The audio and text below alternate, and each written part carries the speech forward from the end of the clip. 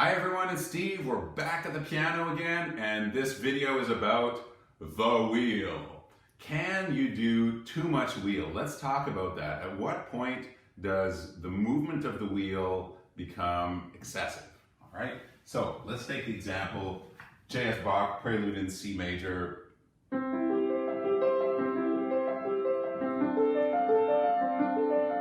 wheel in the right hand, right? So, how much wheel do you need? When practicing this, yes, it's always 1, 2, 3, 1, 2, 3, da, da, da, da, da. You have those three notes in the right hand. It's the second note where the wrist is lowest. Now, how would we practice this? Probably something like this, which is already too much movement.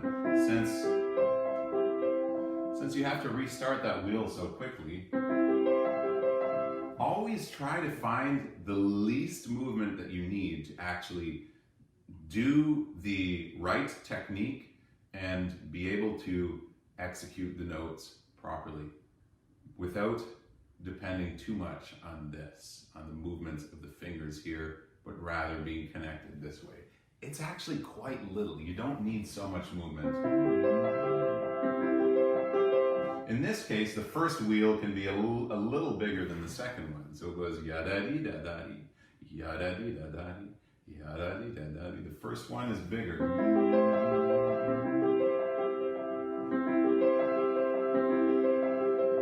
So an exercise you can do to really get the wheel right, once you don't have this problem of the elbow sticking out or anything, and you understand the wheel, try to not move the fingers at all. So you're forced to make that movement, and then you can really discover exactly how much you need. Another example, the A flat Chopin etude opus 25 number 1. Now this is one where you could do a little bit more. You might practice this way.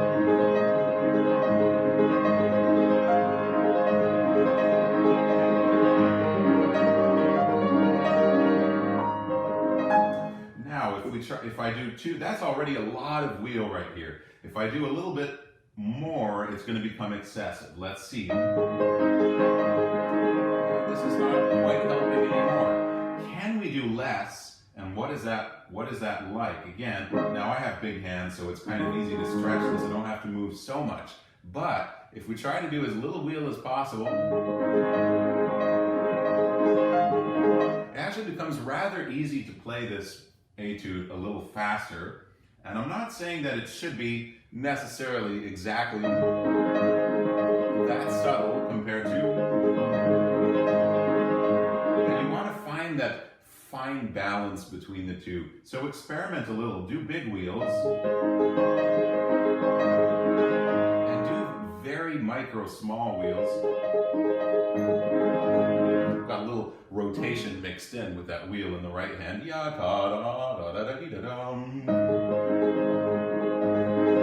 Just to find that sweet spot between the two. Let's look at another example. Beethoven Fur Elise.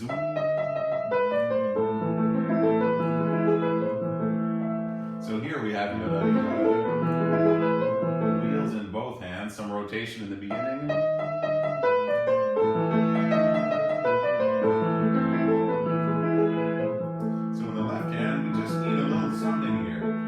Let's try, experiment, do it a little excessively. It's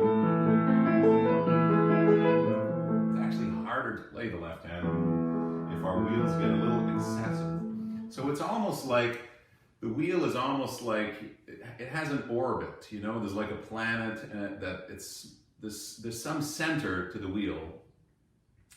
And if the wheel becomes excessive, it's as if it loses its orbit. It just flies away or something. It doesn't have that center to it. So now if we do a micro wheel here, we'll do as little wheel as we can.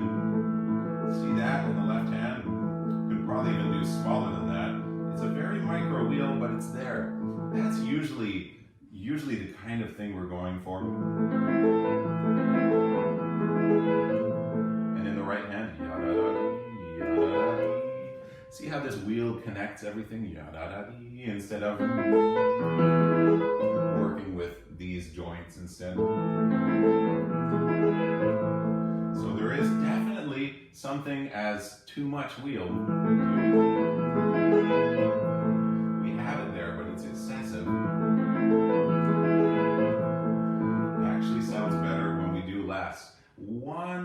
Two more examples. Here we go. Bach Prelude in D minor, Book 1.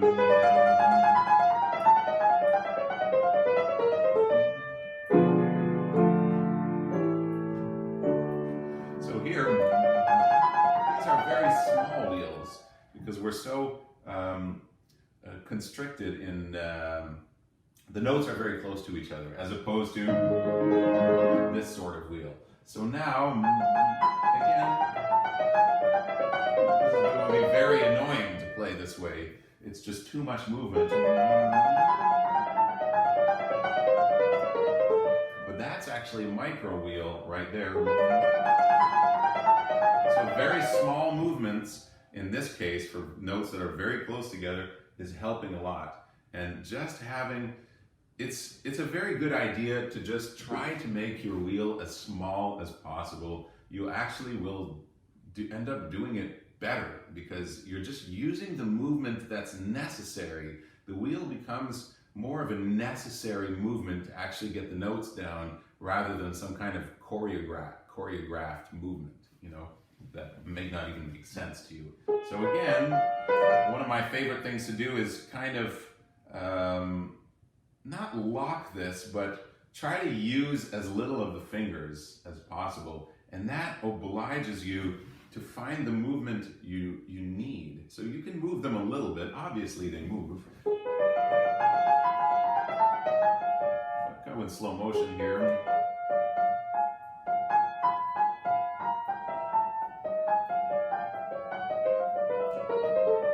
So the smaller wheel, the faster you can play it. You can play it much faster with a smaller wheel. One last example here, just because we love to be excessive in our examples. It makes these videos so fun. Consolation by Felix Mendelssohn. This is also in the RCM Level 7 Celebration Series piano repertoire, but I'm sure you've seen it in a lot of other places. So,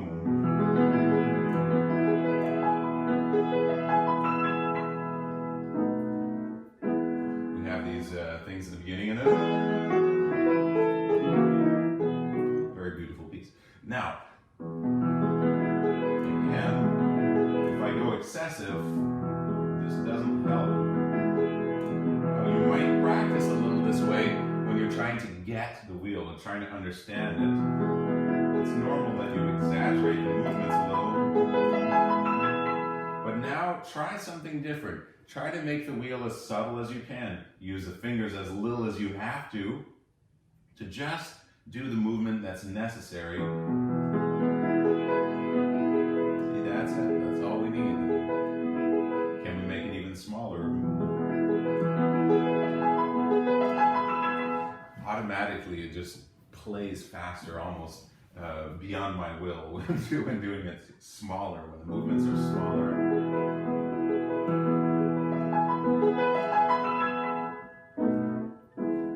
So there you have it.